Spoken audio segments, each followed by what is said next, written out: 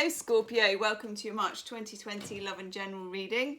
I've got Mad Hair, I'm Gemstone Tarot, and you are Scorpio, Sun, Moon and Rising.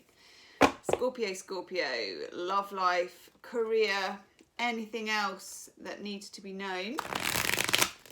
I'm going to use my lovely Rider-Waite cards for you, Scorpio. Itchy nose.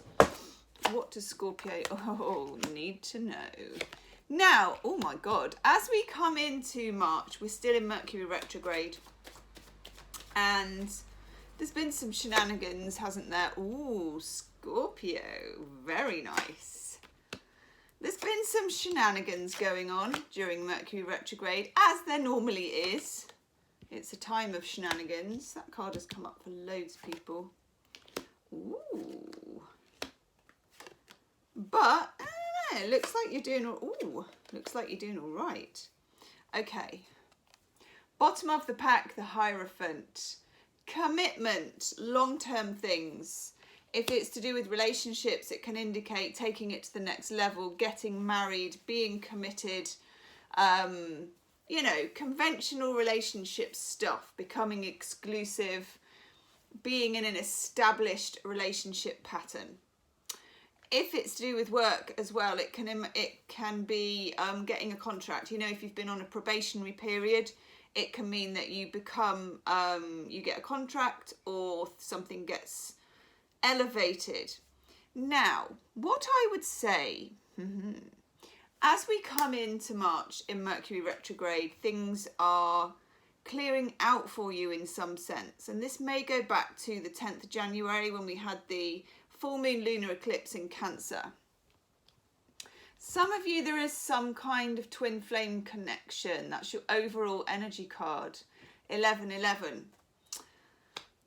There is a struggle built into this connection. I don't see this as entirely straightforward, you know, lovebirds flying across the thing, tweety tweety, here we go type thing. There is some kind of strife in the middle of this celebration. I like where it goes in the end, but it's a bit of a long way getting there, okay? Some of you may be in a bit of a, you may come in February, you may, and this could have been to do with Valentine's Day for some of you weirdly, and of course Mercury Retrograde, you may have just encountered some struggles, some power struggles. But they might not have been obvious power struggles. I'm not talking, you know, where you're having screaming rows with somebody. But there's definitely an awful lot of manoeuvring around a subject. Now, this is a general reading. If this is in relationship, and there will be an extended reading, and the link will be in the description box. If this is about relationship, this can be anything from someone going cold on you a bit and disappearing a bit, or you going cold on each other, to just, there's like a silent passive-aggressive standoff. I've got the Five of Swords, Venus in Aquarius. Now this person doesn't win the battle by fighting. They win the battle by letting everybody else fight and then collecting the swords at the end. There is something kind of, I don't know, it's just passive-aggressive. So you may have been in a bit of a tussle with somebody romantically where you don't want to make the first move and they don't want to make the first move, or they don't want to make the next move and you don't want to make the next move. And there may have been an argument or a situation or something, because fives are disruptive. You know, when you get a 5 in tarot, there is a disruptive influence. And next to the 5 of Swords, woof, the 5 of Cups. Something knocked 3 of the cups down, 2 of them remain. And the very interesting thing is that next to it, I've got the 2 of Cups. That's a very special card combination for me as a reader. To get the 5 of Cups is one thing. It shows there's been some kind of upset. You know, a figure has a grief cloak on. They're looking at the 3 cups that are down. They're upset. That can be literally feeling sad after an argument, or some kind of disruption in a relationship. And then these 2 cups, of course, are behind them and they don't realise. And that's all very well and good, but what you really want in a reading is for those 2 cups to show up as the 2 of cups, because for me it's confirmation that the relationship still stands independently of what's happened. 2 of cups. I love the 2 of cups. It's one of my favourite tarot cards. I know it's like children, you shouldn't have a favourite, but the 2 of cups is one of my favourite because it's beautiful, isn't it? Especially the Rider-Waite version. Even though this is, you know, very standard, it's the plainest, it's not the plainest tarot, but it's the most standard tarot, isn't it? But I love it. I love the angel who's blessing the union. I love the exchange of cups. I actually like the colours in it as well. I might have my front door done in that green. That is a nice green. That is a very nice green. Sage green, colour of peace, and yellow for me, the colour of optimism. So we've got the 5 of Swords with the 5 of Cups. There's been some kind of grieving over a drawn out row or situation that wasn't really a row, but there's definitely been tension on both sides. This can even be in a friendship group. You know, this is a general reading. You will know how this applies to you, but for some of you, it's in love. For those of you that are single and frustrated by being single, this would be a good time to get out there, and whatever get out there means these days, God knows. It might be go online, it might be go to meetup groups, it might be, I don't know. I mean, there's many different ways, yeah? But you look kind of like, you look lucky. So if you're single AF, as the kids say today, take your chances and get out there a bit. It's not always easy for Scorpios to do that. They're not, Scorpios are seriously careful, as far as I know from my experience. My brother's a Scorpio. Scorpios are, they consider things. Every Scorpio I know considers things carefully, especially emotional things. So they're not one to just go rushing around headlong, you know, into this, that and the other. But pop your disco pants on, get out there, just see what's what, because if you're single, it looks good. Okay, single, coupled, whatever, we've got the King of Wands and it feels really significant. This is someone who is comfortable in his own skin, often a fire sign, so Libra, Leo, Sagittarius, Aries, what am I talking about? I like it. I like the King of Wands, but he's powerful and he's confident. Some of you definitely dealing with a Leo here. That might just be 1 or 2 of you, but fire sign or people with fire in their chart are significant because look, we've got the King of Wands down at the bottom. Okay, there he is. And then we've got, and this card has come up for everybody, the 3 of Wands, which is great. So something is starting to take hold. Of course, that then develops to the 4 of Wands, 11-11. And then slap bang in the middle, we've got the 7 of Wands, which is Mars in Leo. Fight for what you deserve. Fight for what you believe in.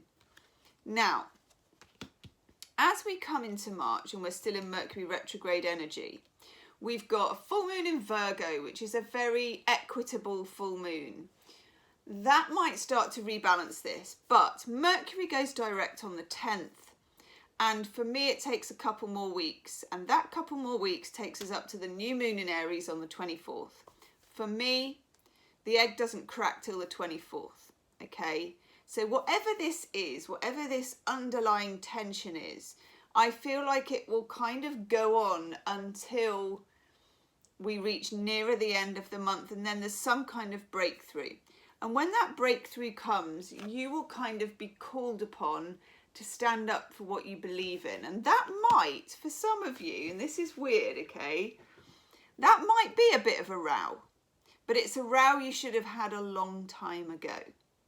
And it's a row that might be quite healthy. Obviously, make your own decisions about whether to row with someone or not. And a Scorpio does, because Scorpio doesn't shoot the mouth off for no reason.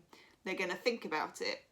But some of you might have been thinking about this for a long time, and then when you do express yourself using your I feel statements and all that stuff that we're all supposed to do that nobody ever does. Have you ever done that? when you, usually in a relationship, when you think, right, I've read on, you know, whichever YouTuber or whatever it is, you look at it and you're like, I have to own it myself. I can't criticize the other person. I'm going to have, I feel sad because I feel angry. I'm not going to put it on them. And then you literally start talking and it's just a splurge of, and then you did this, and then you did that. I can't believe it. Oh my God. Yeah, I know.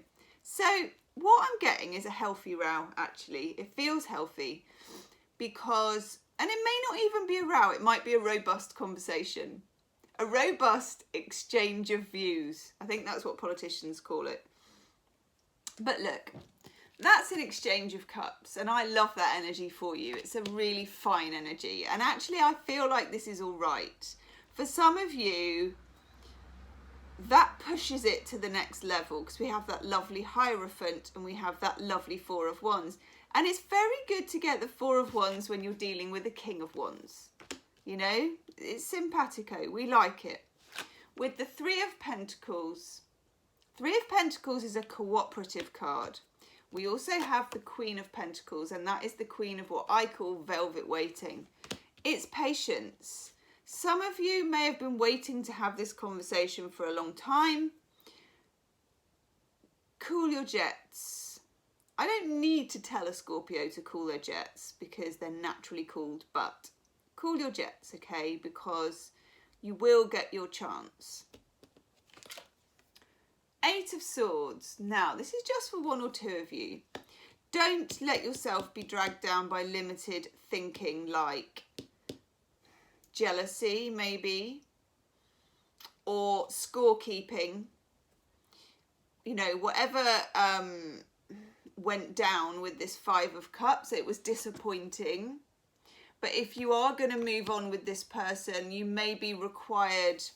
I don't want to say, obviously you don't just like sweep to one side if they've done something, but it does need to be a clean sheet. And that's why I feel like you need to stand up for your boundaries, your standards, what you believe in, what you think is unacceptable. And, you know, before you can clear everything away, you've got to get everything out.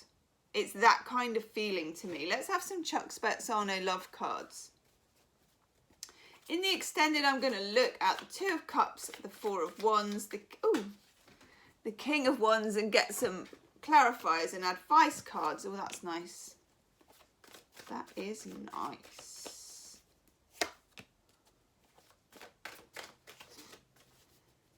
That's interesting. Nice. Okay, Scorpio. You get the healing card of receiving. Some of you, they might actually give you a gift. This might, do you remember I said this might be about Valentine's Day? Someone might have really messed up on Valentine's Day. And I know some people aren't that bothered about it. Some people are bothered about it. They might make up for it, okay? You might have to, the worst thing is, someone might have given you a really duff present on Valentine's Day and they might make up for it with a doubly duff present and you might have to be nice. That could just be for one person. Either way, you are receiving and it's healing, okay? And that's what gives you that Two of Cups. It's a making up vibe that I'm getting. You get the problem card of drought. That's for those of you that are single AF, okay? Get the disco pants on and get out there because it's time. And then we have the problem card of never enough. Be careful. This is what I'm saying. It's a fine line between wanting someone, I think they call it eating crow, don't they? To eat pie, you know, eat pie, what am I talking about? I want to say, you can't swear on YouTube. You want them to eat the pie. That just sounds really sexual. Okay, I'm digging myself a hole. You want them to beg. You want them, you know, we all do. We want someone to really like get down on it, do an apology, really go for it. Make sure you don't cross the line of where, you know, they're stuttering and stumbling and you're like, yes, you know, show some compassion even if they have really made a mess of it, okay? Because you then get the luck card of intimacy. And that's really, really nice. It's intimacy sometimes comes from a row, weirdly. I know we're not supposed to row with people, we're all supposed to be good and nice and everything, but sometimes when you clear the air like this, yeah, it does. It just sets a whole new beginning. And that's interesting. Wisdom of the Hidden Realms. You get the Word Lord. Interesting card. Communication, praise and dishonesty. Somebody might have not been 100% honest with you, and you kind of know that, and they kind of do want to apologise for it. And I don't get shady cards that tell me, I mean, I'll have a look in the extended, but so far I don't get shady cards that tell me that you need to really be that worried about it. I do think they might have messed up, but I think more out of ignorance than malice. The Keeper of the Scales, fairness and balance, okay? That is going to be the name of the game. Let's have a Healing with the Angels card for you. Scorpio, do take a minute to subscribe to the channel or wherever the thing down there is.